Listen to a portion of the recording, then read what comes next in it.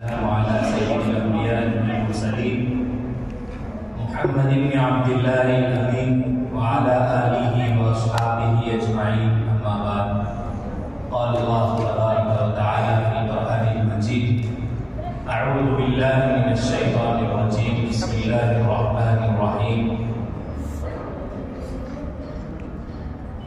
إن الأرض لله يورثها من يشاء من عباده. محترم اساتذہ اکرام اور عزیز بچوں، الحمدللہ آج کا یہ ہمارا مختصر جلسہ یوم جمہوریہ کی مناسبت سے بہت کامیاب رہا۔ بچوں نے قرات سے شروع کیا، ہم نعت کے بعد ہمارے اساتذہ نے بھی اس میں نعتیں پڑھی۔ ماشاءاللہ بہت اچھے انداز میں انہوں نے اپنا مظاہرہ رکھا، پیش کیا۔ اب آپ کی خدمت میں آج کے اس دن کی مناسبت سے کچھ باتیں پیش کرنی ہیں۔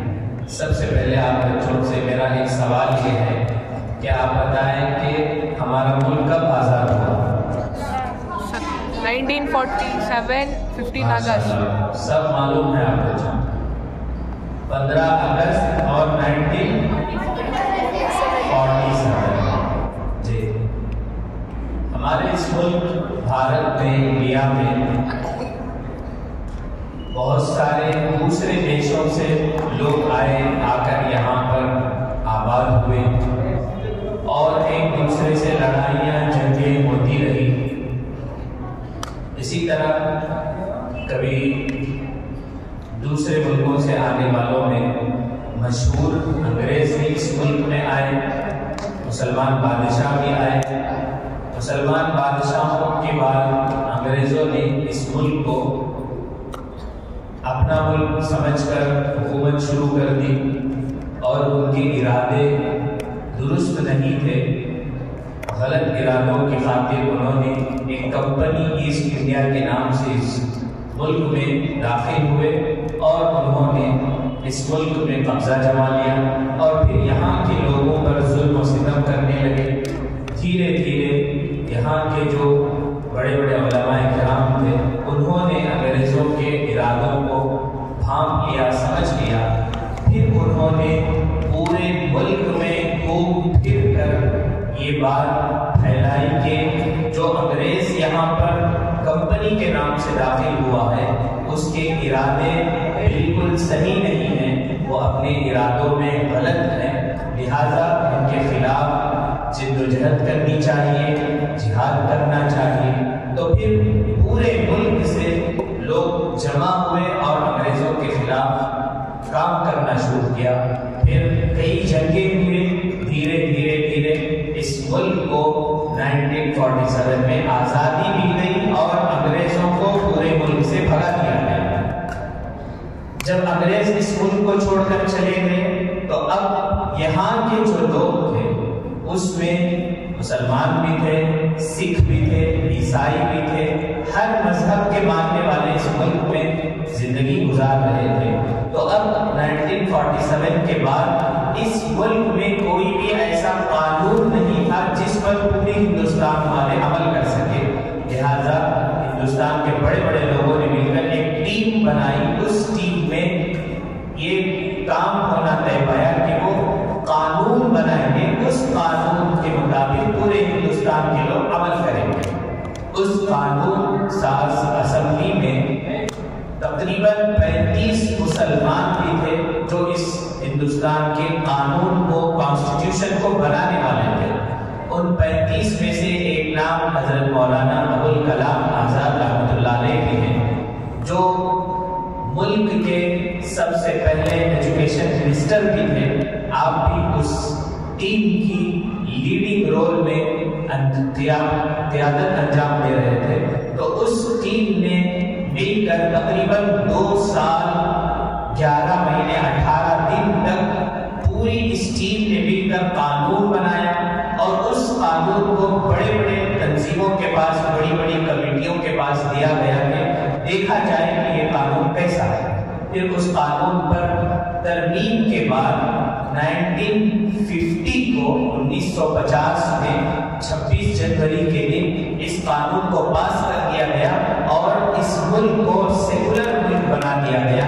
اس سے پہلے جیسے انگریز جیسے چاہے حکومت کر رہے تھے، تو 1950 کو 1950 کو ایک قانون بنا دیا گیا، کانسٹیٹیوشن بنا کر پارلیمنٹ میں رکھا گیا کہ اب سے اس قانون کے مطابق، اس لا کے مطابق پورے ہندوستان میں کام کیا جائے گا۔ اسی لیے ہم دیکھتے ہیں کہ اگر کوئی آدمی گاڑی چلاتے وقت سگنل جمپ کرتا ہے تو اس کے لیے قانون بنایا گیا ہے۔ اسی طرح اگر کوئی آدمی کسی کو مار دیتا ہے تو اس کے لیے الگ قانون بنایا گیا ہے۔ Criminal laws, traffic laws, family laws, personal laws, ایسے الگ الگ اس میں چیپٹرز ہیں۔ ان تمام کانسٹیٹیوشن کی چیپٹرز میں یہ بتایا گیا ہے کہ اس ملک میں جتنے بھی لوگ ہیں، چاہے کسی بھی مذہب کا کیوں نہ ہو، وہ اس ملک میں آزادی کے ساتھ رہ سکتا ہے۔ اور یہ بھی بتایا گیا ہے کہ جتنے بھی اس ملک میں آزادی سے رہ رہے ہیں، چاہے کسی بھی مذہب کا کیوں نہ ہو، چاہے ہندو ہو، مسلم ہو، سکھ ہو، عیسائی ہو، ہر ایک کو اپنے اپنے مذہب پر عمل کرنے کی آزادی ہوگی، مکمل آزادی ہوگی۔ چاہے وہ جس لینگویج کو بول سکتا ہے، اپنی مذہب کی کتاب کو پڑھ سکتا ہے، اپنے مذہب کے مطابق ڈریسز کر سکتا ہے، کپڑے پہن سکتا ہے، ہر ایک چیز کی آزادی اس قانون میں دی گئی ہے۔ اور ہر ایک کو یہ رائٹس دیے گئے ہیں کہ جو بھی اس شہر کا ناگرک ہے، سٹیزن ہے، وہ آرام سے اس ملک میں رہ سکتا ہے۔ کوئی شخص چاہے وہ منسٹر ہو، چاہے ایم ایل اے ہو، کوئی بھی کسی بھی مذہب کے بارے میں کوئی خلاف بات نہیں بول سکتا۔